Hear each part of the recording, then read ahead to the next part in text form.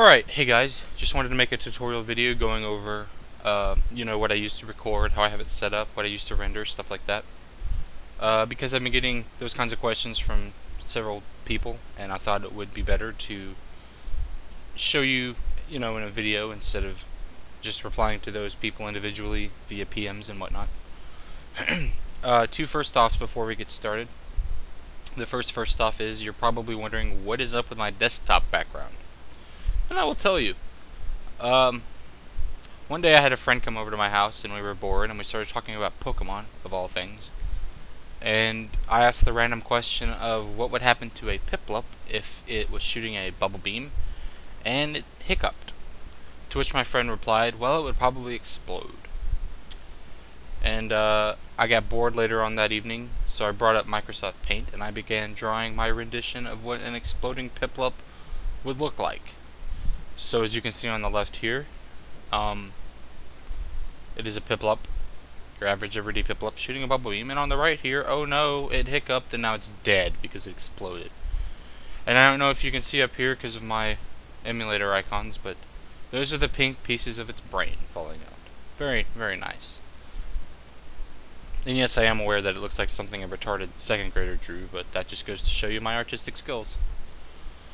The second first off, I just wanted to relay who originally taught me how to make videos.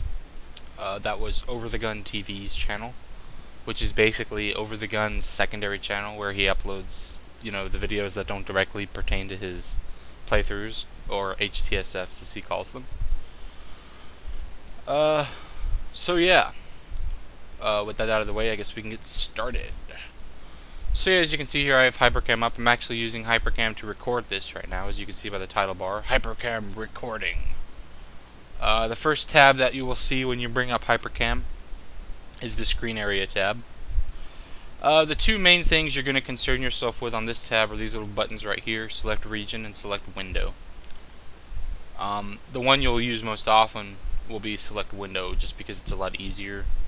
You click on it, and I can't click on it because I'm recording right now and I can't change anything while recording, as you would suspect. But yeah, you would just click on it, and if you have a window open or something, it would automatically create a border around that window to select. So Hypercam would just record that window basically. Select region basically is a manual version of that. You basically create your own border. You would click that and your mouse would turn on to a crosshair, and then you would just drag it and you would make a box like that, and you could just make it whatever size you wanted or needed to make it. 99% of the time you'll use select window just because it's easier, it does it automatically, but sometimes you would need to use select region. I'm actually using select region right now to record my entire desktop, because if I use select window I could only select the part up here with all the icons in my background, or the taskbar. I can't select both with select window. So I just drag the region all the way across my desktop. The only other time I really use select region is like when I'm trying to record from something and there's something included in the window automatically that I don't want to be there. For instance, my NES emulator, it has at the top, like the file edit view thing is automatically included when I try to select window. So I use select region instead to omit that part, because I don't want that to show up in my video. The options down here you don't really need to mess with. They pretty much by default they're functional. Show rectangle around recorded area, you want to leave that on because it'll show a red box around what you're recording, and that can be useful to keep track of when you're recording, especially if you like stop and start recording several times. If you had that unchecked, you might not be able to tell when you're recording or not. And then by default it has hide Hypercam window selected, which is nice because when you start recording it will just automatically hide the Hypercam window, which will keep it out of the way. I have it on leave it open right now just so I can show you, all the settings inside while I'm recording. Moving on to the hotkeys tab. This stuff's pretty much self-explanatory as well. these are just the buttons you can press to do the basic functions of Hypercam: start and stop recording, pause, take a screenshot, etc. These are default. You can change them if you like. No big deal there. AVI File. This is probably the most important tab with Hypercam. This is where all your video and quality settings are located. Up at the top here we have AVI file name. This is just the file path to where all of your raw footage gets stored on your computer. By default, I think it's the Hypercam file. I actually have my own. I'll actually show you. I have my own little system of organization. I'll just go to my secondary drive here. So this is where all the different things associated with my playthroughs goes. There's the AVI files folder where the footage from Hypercam and Fraps goes to. Audio, that folder I don't really use that much, only when I use like Audacity to record my voice. I think the only time I used it was when I made that vlog a while ago. But that's the only time I used it.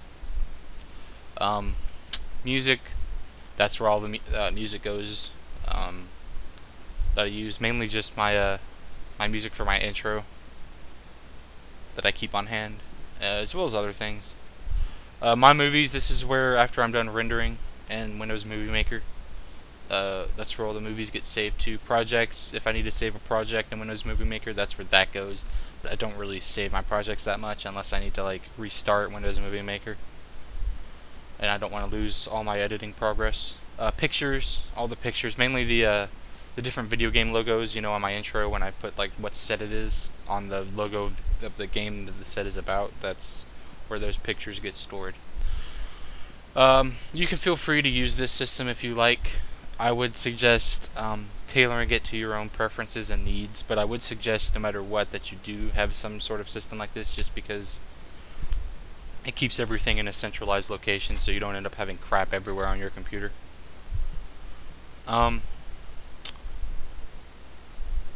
Add sequential number to file, I would keep that checked. It adds basically, you know, if you're recording your first clip, it will be labeled clip 1, and then if you stop and start again, the next clip will be clip 2. It just helps keep things organized again.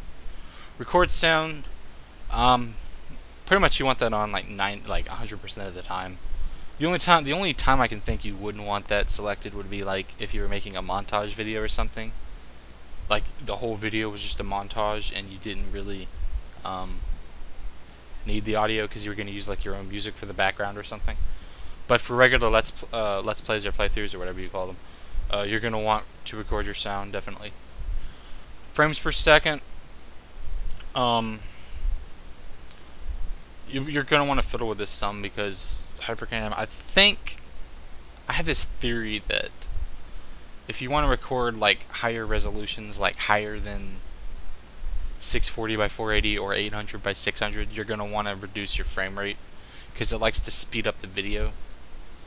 I actually have it set to 10, as you can see right now, because my desktop's resolution is 1680 by 1050, and I actually recorded this yesterday and I had it set to my default, which was 30, and it sped up the video quite a bit.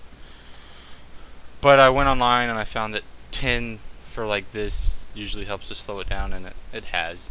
But yeah, for recording games, like an emulator, which is all I really use Hypercam for, to record my Super Nintendo or NES emulator games, 30 will do you pretty much any time. You might need to reduce it if you want to record at a higher resolution. But yeah, 30 is a good number. I think on Over the Gun TV's tutorial, he said for first-person shooter games he likes to set it up to 60. I can't remember why exactly he suggested that, but you can go check out his video and see what he says about it. Video compressor, this is your main like quality option. I have it set to XVID. DivX is another good one. I use XVID just because it's free and DivX isn't. Or at least you can use like a trial version, but you don't get the full version with the trial for DivX, and they include most of the options, but I think the most important option they omit, so that's kind of smart, I guess. So you have to buy it if you want the one option that you really want to concern yourself with. But to configure it, you would just click configure the compressor. For XFIT at least, I can't actually show you. Like I said, I can't click on things while I'm recording, which kind of sucks. But for XFIT, I think the main two options you want to concern yourself with is the top option. I can't remember what it's called, but you want to set that one to unrestricted. I think the two below it by default are fine. Your main quality setting for the compressor is target quantizers, what it's called. Basically, you'll see a little like bar, and the lower you set it, the lower the number, the higher quality. The higher the number, the smaller the file size.